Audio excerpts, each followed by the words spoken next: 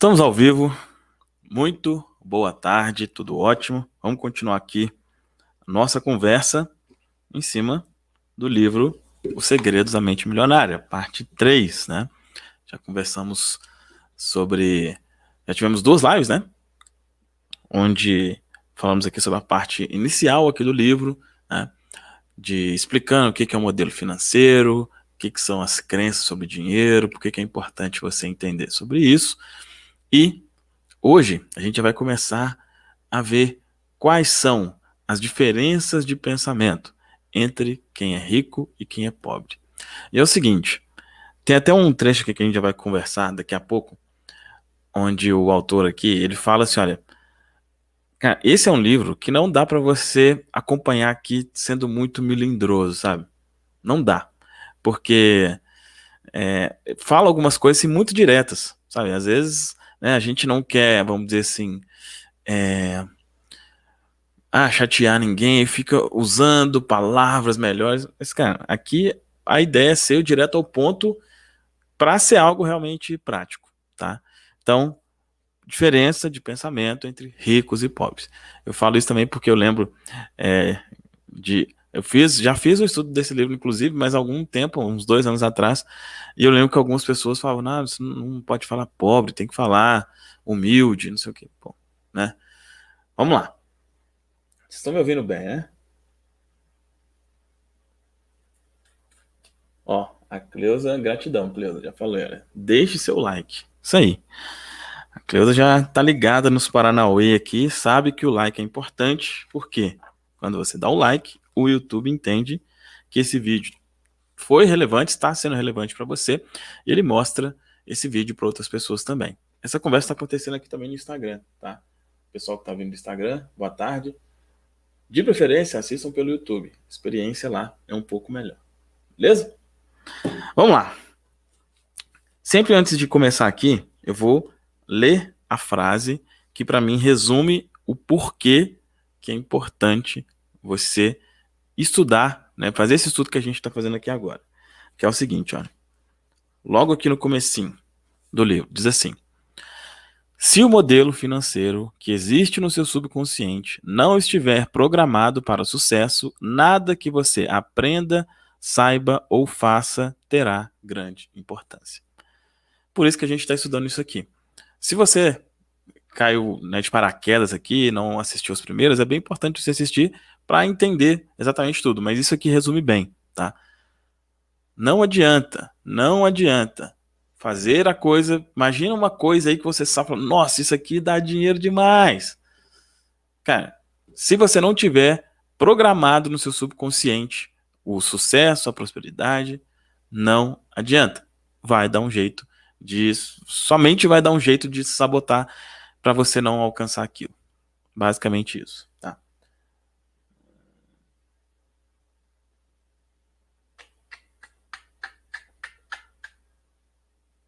Show. Tudo certo, né? Vamos lá então. Então a gente já conversou aqui sobre a parte 1, onde tem algumas explicações básicas, né, e tal. Hoje vai para uma parte um pouco mais prática, né? O livro cita 17 tipos de pensamentos diferentes. A gente vai conversar um deles em cada live, beleza? Para ser aquela coisa, para não ficar aquela montoeira de conteúdo na mesma live, né? Pode não ficar muito prático. Só antes de ir aqui para o primeiro, ó, já tem alguns avisos aqui que é bem importante você ter isso bem claro também. Deixa eu só conferir uma coisinha aqui. Beleza. Olha só, diz assim, ó. Antes de começar, né, essa parte 2, quero fazer alguns esclarecimentos. Primeiro, não tenho a menor intenção de menosprezar quem dispõe de poucos recursos financeiros, nem desejo dar a impressão de que não me sensibilizo com a sua situação. Não considero os ricos melhores que os pobres, ou do que ninguém. Eles apenas têm mais dinheiro. Por outro lado, em alguns casos, para me assegurar, né, de que você captará a mensagem, utilizo exemplos mais incisivos para diferenciar o modo como as pessoas pensam. Então, exatamente o aviso que eu já dei no início aqui, né? Não, não, não pega, né? Que talvez, nossa, mas essa fala está sendo preconceituosa, está sendo isso. Não, para ficar claro, para entender, muitas vezes é preciso ser incisivo, né? Segunda coisa, sempre que menciono indivíduos ricos, pessoas que vivem com grandes dificuldades financeiras, e indivíduos que têm uma vida apenas satisfatória, no que se refere a finanças, estou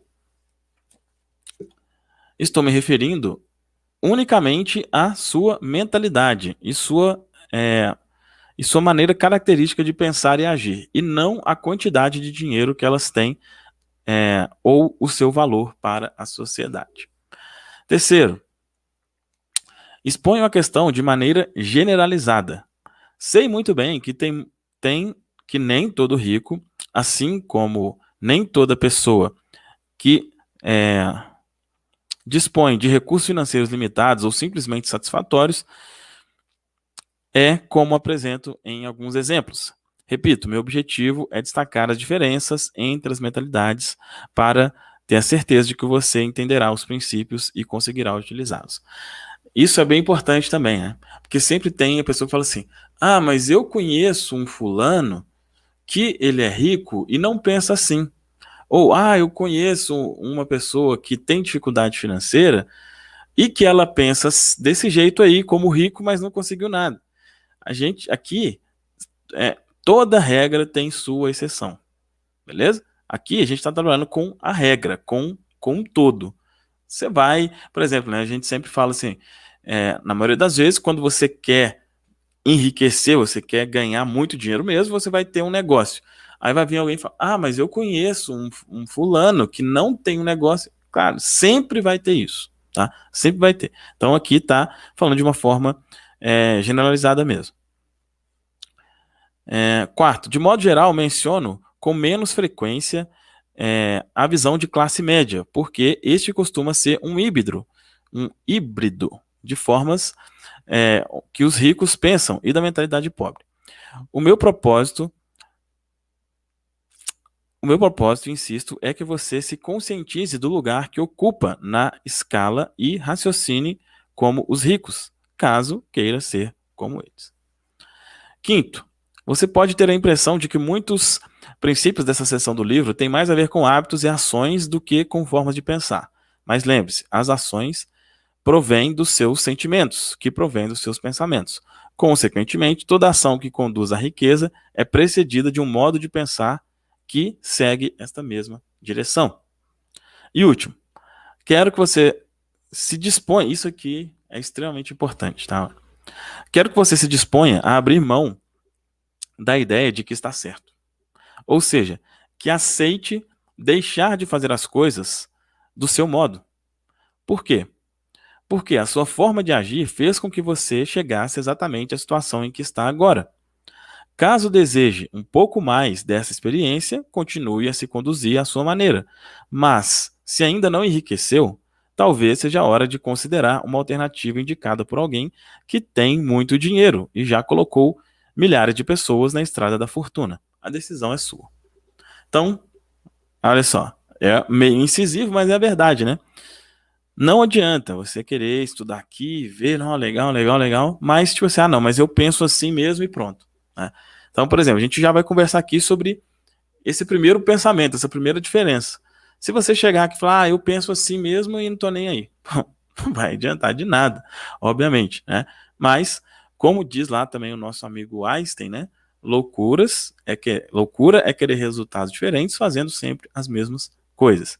E, como ele forçou aqui, tudo que você faz é baseado em como você pensa. Vamos lá, então.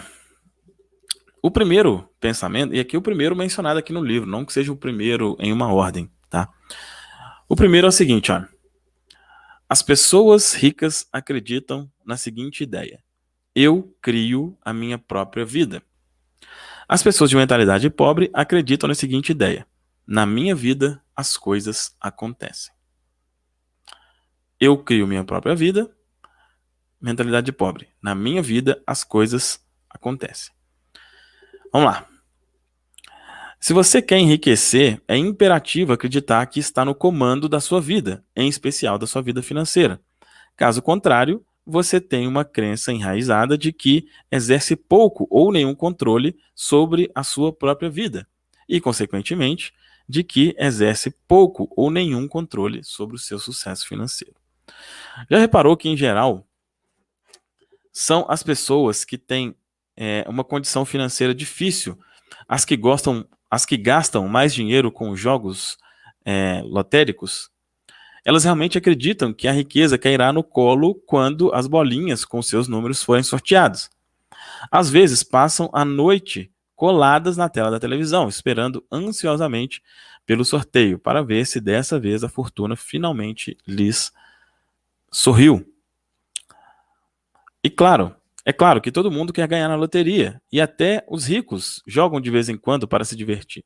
Porém, em primeiro lugar, eles não gastam uma parte substancial dos seus rendimentos com bilhetes. Em segundo lugar, essa não é a principal estratégia para fazer fortuna. Vamos conversar um pouco sobre isso, né? Nos assuntos que a gente fala aqui no canal, né? Então, a gente fala sobre lei da atração, sobre dinheiro inesperado, coisa do tipo. Muitas vezes dá uma ideia de fórmula mágica, né? E muitas, já até perdi as contas, né? De quantas pessoas já fizeram perguntas relacionadas à loteria, né? Como usar o poder mental para ganhar na loteria? Eu, para ser sincero, eu, assim, sempre tive muito preconceito, né, com relação a isso, porque sempre aprendi que era errado, né? Errado jogar na loteria.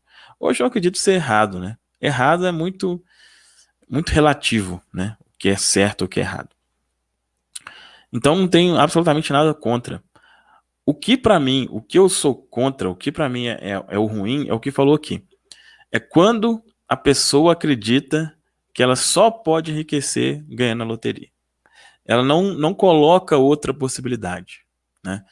Então, quando normalmente ela faz isso, ela acha que na minha vida as coisas acontecem. Então, tipo assim, se eu der a sorte de acertar os números aqui, eu vou ser rico. Então, ela está colocando no quê? Na sorte, no acaso, né? Então, nada de errado com isso. O problema é se a sua principal estratégia para enriquecer for isso, isso é um problema. Continuando. Você precisa acreditar que é você mesmo quem conquista o seu próprio êxito, que é você mesmo que promove a sua própria mediocridade e que é você mesmo quem estabelece a sua própria batalha pelo dinheiro e pelo sucesso. Conscientemente ou inconscientemente, sempre se trata de você. Principalmente quando fala aqui, né? Na mediocridade, é uma palavra forte, mas assim, olha, quando você reconhece isso, né? Se você, nossa, tá muito ruim aqui e a responsabilidade é minha, você já tá na frente de muitos milhões de pessoas aí, né, que não assumem essa responsabilidade. Em vez de assumir a responsabilidade pelo que acontece na sua própria vida, as pessoas de mentalidade pobre preferem se colocar no papel de vítimas. Um pensamento típico de quem apresenta esse padrão é: pobre de mim.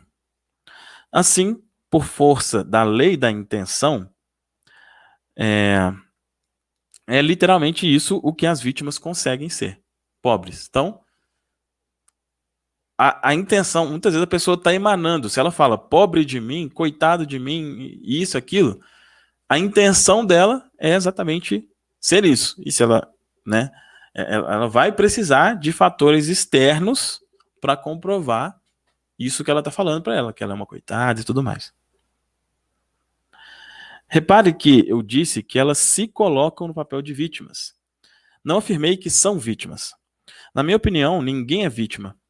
Creio que as pessoas adotam essa imagem por acreditarem que desse modo conseguem alguma coisa. Mais adiante, examinarei essas questões com mais detalhes. Sendo assim, como é que você sabe quando alguém está fazendo papel de vítima? A resposta é: uma vítima deixa 3 pistas. Então vamos conversar sobre essas pistas, mas o que já está deixando claro aqui então? Vitimismo não é uma atitude de pessoas ricas. Não é. Vai ter exemplos aqui, né? Será que eu sou vitimista? Será que não? Você vai ver aqui claramente. Mas, né, se você já consegue identificar isso, já saiba que é, sem dúvida, uma característica que é preciso mudar. E isso é uma característica muito forte. Assim, não sei se do povo brasileiro como um todo e tal, mas muita gente tem essa uma visão até política, né, de que assim, o Estado tem que cuidar de mim, né? O governo tem que me dar isso, tem que me dar aquilo, tem que me proporcionar isso. Pô, sai dessa, sai dessa. Atitude vitimista. Como que você pode identificar, né? Primeira coisa, a culpa é dos outros. Essa é a primeira característica de uma vítima, né?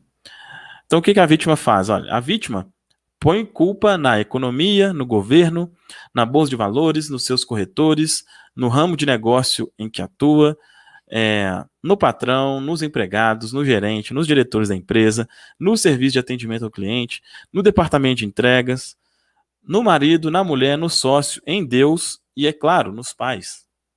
A culpa é sempre de outra pessoa ou de outra coisa.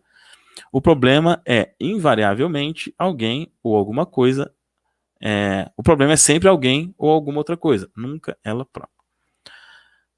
Hoje, qual que é uma das principais culpas, né, que as pessoas estão usando aí? Pandemia, né?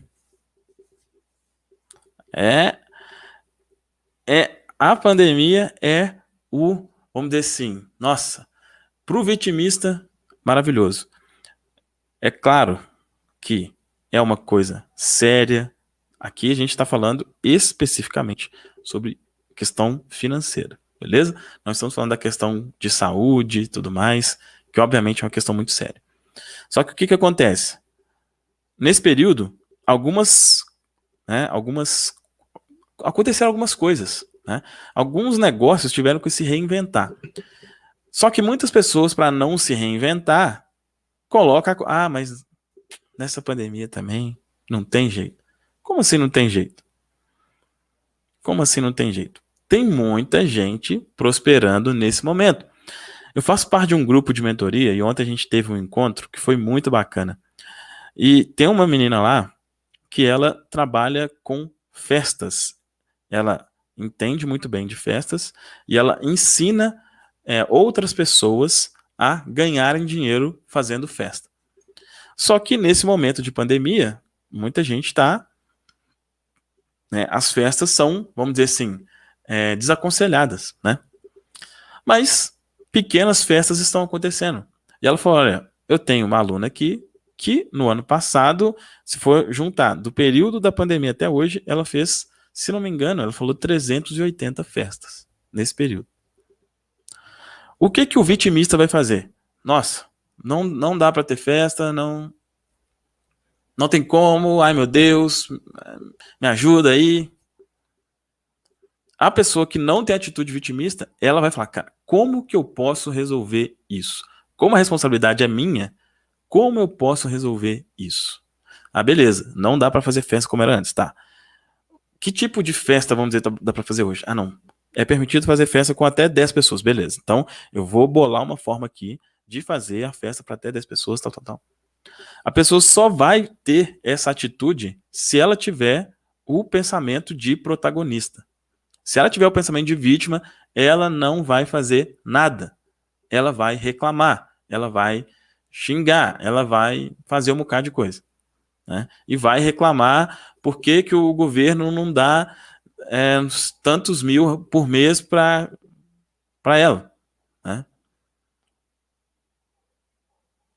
Atitude de protagonista. Então, tem muito, como citou aqui, tem várias coisas, né, que se pode se agarrar. Hoje em dia, a mais fácil delas é a questão da pandemia. E eu te digo o seguinte, se faça uma pergunta. Se você é uma pessoa que foi impactada diretamente, se pergunte o seguinte, Vamos supor que você tem um negócio que foi impactado. Se pergunta o seguinte: todas as pessoas que têm esse negócio, todo mundo que tem esse negócio, fechou? Não tem ninguém ganhando dinheiro nesse momento? Se tiver uma pessoa, a responsabilidade é sua. Pode ser, né? Pode ser que seja uma coisa, realmente não tem como, é impossível. Ok. Mesmo assim, a responsabilidade é sua, você vai, né, fazer outras coisas. Mas em cima do que você faz mesmo, se tiver uma pessoa conseguindo fazer, você também consegue. Então, você não dá para colocar a culpa na pandemia ou em qualquer coisa externa. É chato, né? Não é chato? É muito mais gostoso colocar a culpa, né? Pois é, mas é um gostoso que custa muito caro. Qual que é o preço dessa gostosura, vamos dizer assim, né? A responsabilidade não é minha. Nossa, graças a Deus. Qual que é o preço disso? Morrer pobre. Basicamente, falando de forma mais clara possível, é isso. Continuando. Segunda forma de identificar, né? Será que eu estou sendo vítima? Primeira coisa, então, culpar os outros. Segundo, sempre ter uma justificativa, né? Olha só, quando não está culpando alguém, a vítima trata de racionalizar ou justificar a sua situação dizendo algo do gênero: o dinheiro não é assim tão importante. Eu lhe pergunto, você acha que se disser ao seu marido ou à sua mulher, ou ao seu mentorado, ou ao seu namorado ou namorada, a sua sócia ou seu sócio, que eles não são tão importantes assim, eles ficarão muito tempo com você? Acredito que não. Tampouco o dinheiro ficaria. Então, isso é uma justificativa, né? Que muita gente usa. Ah, não, mas eu não tenho dinheiro e tal, mas para mim o dinheiro não é tão importante assim, não. Cara, isso só é uma desculpa porque não tá conseguindo ganhar dinheiro. Na maioria das vezes é isso, tá? Não existe isso de não ser importante. Não existe. É óbvio que é importante. Qual que é a questão, né? Que muitas vezes, deixa eu ver se está nesse trecho aqui também. Quando fala de importante, olha só, aí o que algumas pessoas dizem, né? Tá aqui, olha. O dinheiro não é mais importante do que o amor. Olha que comparação idiota. O que tem uma coisa a ver com a outra, né? Então, não, o dinheiro não é importante, não. O importante é meu filho, o importante é meus pais, o importante é minha esposa, o importante é meu marido. O dinheiro. Vai lá no supermercado com seu filho, né? E fala aqui: eu não trouxe dinheiro, não, mas trouxe meu filho aqui. Ele é que é o importante aqui pra mim. Tá aqui ele. Me dá aqui um pacote de arroz, um de feijão, não sei o que, não sei o que. É uma comparação idiota isso. Então, tire essa justificativa. Se você fala isso, para de falar isso, que o dinheiro não é importante. Passa uma pureza, né? A pessoa que fala isso não passa uma pureza? Passa uma pureza, ela parece... Mas às vezes é uma pureza que ela fala isso e precisa pedir um dinheiro emprestado aqui, um outro ali. Quando tem dificuldade, tem que ir para o SUS, aí fica louco, porque, nossa, meu Deus. Né? Então tira essa ideia de que o dinheiro não é importante.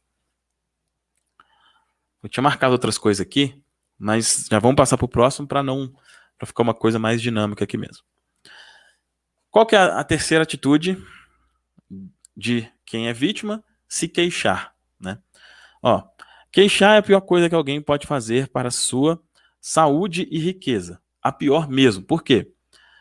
Acredito piamente na lei universal que diz: aquilo que você foca, expande.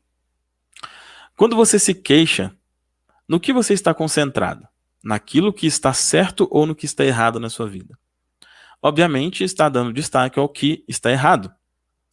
E uma vez que aquilo que é focalizado se expande, você só receberá mais do que está indo mal.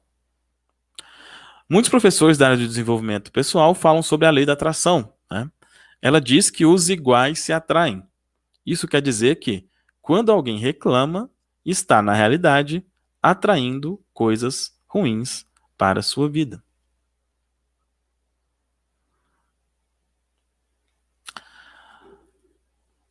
Olha só uma outra coisa. A gente vai conversar sobre essa questão da reclamação. Mas ele fala uma coisa aqui que é bem... Olha só. Isso remete a outro ponto. Você tem que fazer questão absoluta de não ficar na companhia de pessoas que vivem reclamando.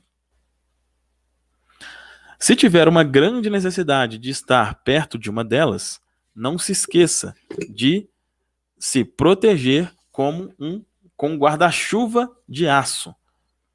Do contrário, a coisa ruim que era destinada a ela vai cair em cima de você também. Eu procuro ficar tão distante quanto possível de quem reclama, porque a energia negativa é contagiosa. Muitas pessoas, porém, adoram se aproximar dos resmungões e ouvi-los. Por quê? Por um motivo simples. Eles estão esperando a sua vez de se queixar. E você acha que isso é horrível? Espere só até ouvir o que aconteceu comigo. Então, queixa, reclamação, né? É o que ele falou aqui, né? A gente que conversa aqui no canal sobre lei da atração, né? Tudo aquilo que você emana, volta. Tudo que você emana, volta. Tá emanando reclamação? Tá reclamando? O que você tá emanando? Coisa ruim. Volta, coisa ruim. Reclama, fica pior. Agradece, fica melhor. Basicamente isso. E, como eu disse aqui, né? Se você conviver com quem reclama, isso vai impactar também. Então, o quanto for possível, se afaste de pessoas reclamonas. Porque, como falou aqui, olha, a negatividade vem para você.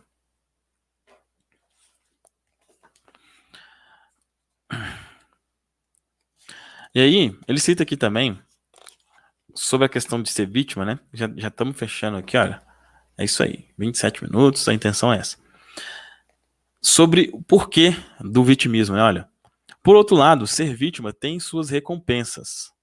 O que as pessoas ganham se colocando nesse papel de vítima, né? A resposta é atenção. Isso é importante? Com toda a certeza. De uma forma ou de outra, a atenção é tudo o que a maioria das pessoas almeja. E o que faz com que elas vivam em busca de atenção é o fato de cometerem um grande erro. O mesmo que quase todos nós cometemos, que é confundir atenção com amor, né? Todo mundo quer ser amado, né?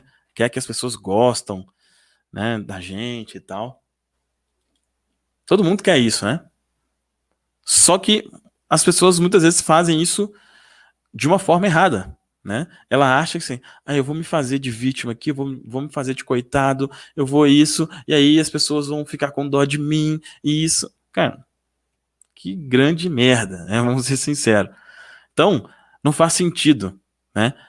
Ser vítima tem essa recompensa, como falou aqui, atenção, mas não faz sentido. É uma atenção que com certeza não vale a pena, tá?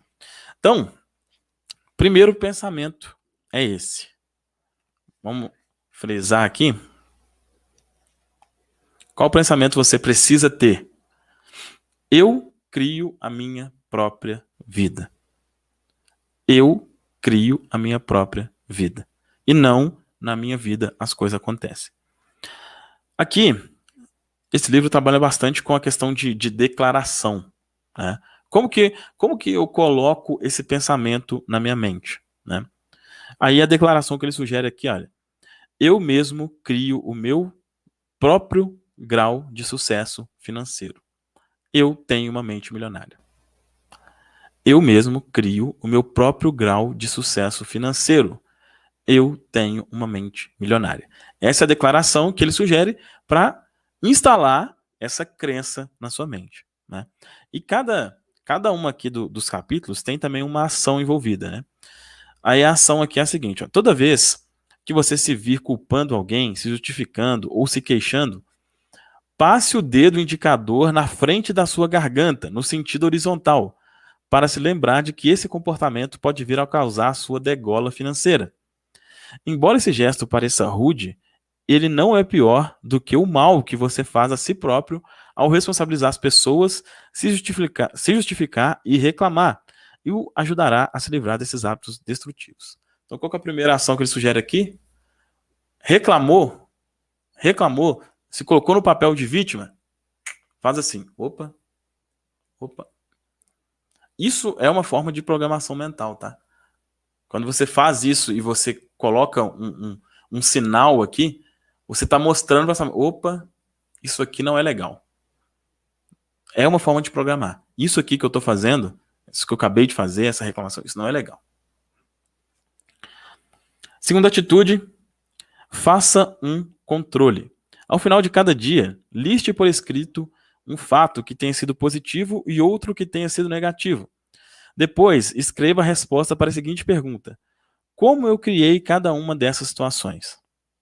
Se houver outras pessoas envolvidas, responda: qual foi o meu papel na criação de cada uma dessas situações?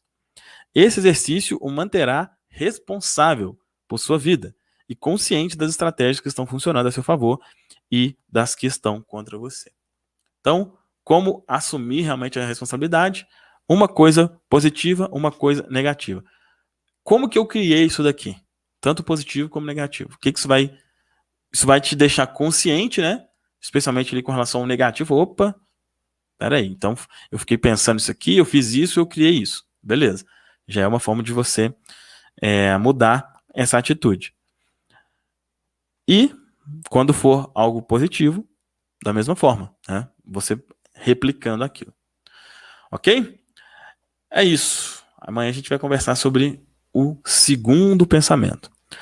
Lembrando, aqui na descrição tem 2 links, na descrição aqui desse vídeo. Um link com uma ferramenta que eu criei, que é, na minha visão, a forma mais simples, fácil e rápida de você programar a sua mente para prosperar. É uma forma, através de áudios, de reprogramação subliminar. É uma forma praticamente automática. Você ouve e começa a ter esses novos pensamentos aqui, vai eliminando pensamentos de pobreza, de escassez e criando uma mentalidade de abundância. Clica aqui no primeiro link para ver isso. O segundo link está aqui, é do Mensageiro Próspero. O Mensageiro é um programa onde várias pessoas estão recebendo comissões por divulgar materiais como esse aqui. Tá? Então, muitas pessoas utilizam vídeos como esse, baixam vídeos como esse, sobem em um canal próprio ou usam um grupo de Facebook, alguma coisa assim, para divulgar esses conteúdos e são remuneradas por isso através de comissões. Se você quer saber mais sobre isso também, tem um link aqui na descrição. Beleza? É isso. Amanhã, tamo junto aqui de novo, 2 horas da tarde. Abraço, até amanhã. Tchau, tchau.